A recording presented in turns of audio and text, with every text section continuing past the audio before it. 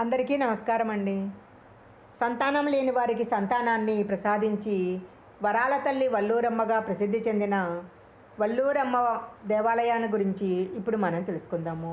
రాష్ట్రంలో అనేక అమ్మవారి ఆలయాలు ప్రసిద్ధి చెంది ఉన్నాయి. అలాంటి ఆలయాలలో ప్రకాశం జిల్లా టంగుటూరు మండలంలో వల్లూరు గ్రామంలో ఉన్న వల్లూరమ్మ ఆలయం కూడా ఒకటి. 300 సంవత్సరాల క్రితము హోమగుండం నుంచి ఉల్కాముఖిగా ఆవిర్భవించిన ఆదిశక్తి వల్లూరు గ్రామనామంతో వల్లూరమ్మగా ప్రఖ్యాతి చెందింది. భక్తుల పూజలు అందుకుంటూ ప్రజలను పశు సంపదను దుష్టశక్తుల బారి నుంచి కాపాడే చల్లని తల్లిగా విరాజిల్లుతుంది. కొన్ని సంవత్సరాల క్రితము వల్లూరమ్మ, జ్వాలాముఖి అమ్మవార్లిరువురు బరూరు నరసింహ యోగీంద్రులనే సిద్ధుడి మంత్ర ప్రభావంతో హోమగుండం నుంచి ఆవిర్భవించారని అనేక కథనాలు ప్రచారంలో ఉన్నాయి. ఈ అమ్మవారి పేర్ల మీదుగానే వల్లూరమ్మ, వల్లూరయ్య, జాలమ్మ, జాలయ్య అని ఈ ప్రాంతాలలో ఉన్న పిల్లలకు పేర్లు పెడుతూ ఉంటారు. ఈ వల్లూరమ్మ గుడి ఎలా వెలిసింది అనే దానికి స్థానికులు ఒక కథ చెప్తూ ఉంటారు. వెంకటగిరి రాజులు ఒంగోలు మందపాటి రాజులకు సరిపోయేది కాదు. వారిద్దరిలో వెంకటగిరి రాజులు చాలా బలవంతులు. వారి వలన తమకు హాని జరగకుండా ఉండాలని, ప్రజలు ఇబ్బంది పడకూడదని మందపాటి రాజులు యజ్ఞం చేయాలి అనుకుంటారు. ఈ సంగతి తెలిసిన వెంకటగిరి రాజులు యజ్ఞం జరగకుండా చేయాలి అనుకుంటారు. అయితే యజ్ఞం నిర్వహించే యోగేంద్రుడు ఏదో ఒక విధంగా ఆపాలి అనుకుంటారు. కానీ మందపాటి రాజుల యొక్క సంకల్పము చాలా ఉన్నతమైంది కాబట్టి అలా జరగలేదు.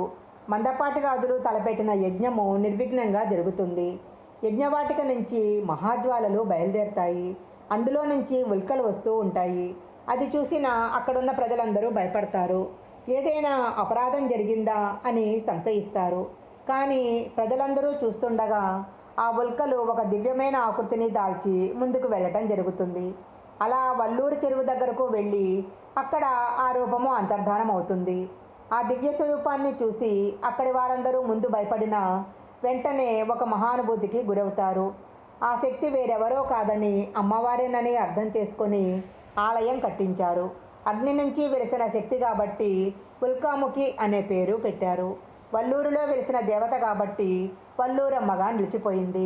స్థానికులందరూ వల్లూరమ్మ అని, వల్లూరమ్మ తల్లి అని వ్యవహరిస్తూ చాలా భక్తి ప్రవృత్తులతో అమ్మవారిని ఆరాధిస్తూ ఉంటారు. తర్వాత కొంతకాలానికి అమ్మవారి ఆలయము శిథిలావస్థకు చేరి నిరాదరణకు గురి అవుతుంది.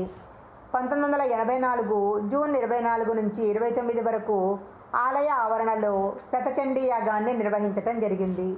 ఈ యాగం నిర్వహించిన తర్వాత ఆలయం దశ తిరిగిపోయింది. 1955లో మరొకసారి చండీ యాగం జరిగింది.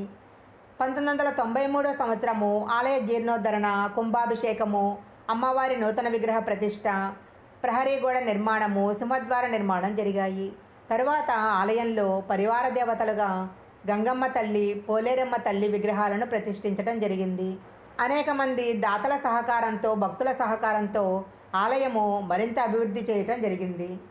ప్రతి ఆదివారము ఈ వల్లూరమ్మ ఆలయంలో భక్తులు పొంగళ్లను, మొక్కుబడులు సమర్పిస్తూ ఉంటారు. వివాహం కానివారు వివాహం జరగడం కోసము, సంతానం లేని వారి సంతానం కోసము అమ్మవారిని ప్రార్థిస్తూ ఉంటారు.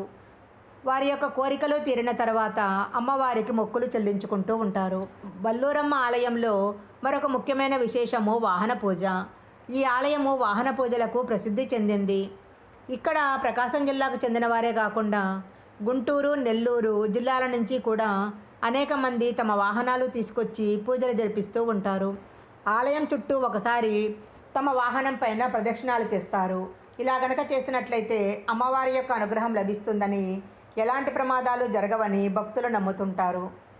దాతలు భక్తుల సహకారంతో ఆలయం లోపల భాగంలో 16 విగ్రహాలను, శిల్పాలను ఏర్పాటు చేశారు.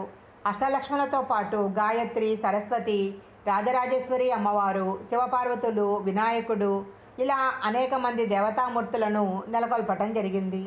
ఈ విగ్రహాలు జీవకళ ఉట్టిపడుతూ భక్తులను ఎంతగానో ఆకర్షిస్తూ ఉంటాయి.